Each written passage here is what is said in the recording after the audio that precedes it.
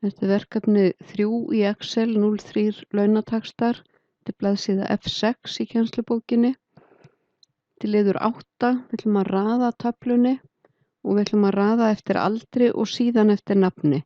Og við ætlum að láta yngsta nemandann vera efst. Smelliði hér í A2 og það er ágætt að halda shift-lykli niðri og smella hér. Þá fer allt svæðið í blokk. Passið ykkur að taka ekki efstu línuna og ekki þennan texta og tölur hér fyrir neðan.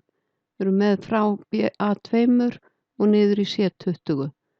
Við förum hér í sort and filter og custom sort og það á að vera haka við my data has headers af því að það er fyrirsagnarlínan og ég smelli hér og ég finn aldur. Ég ætla að raða eftir aldri og smallest to largest, þá kemur sá yngsti efst.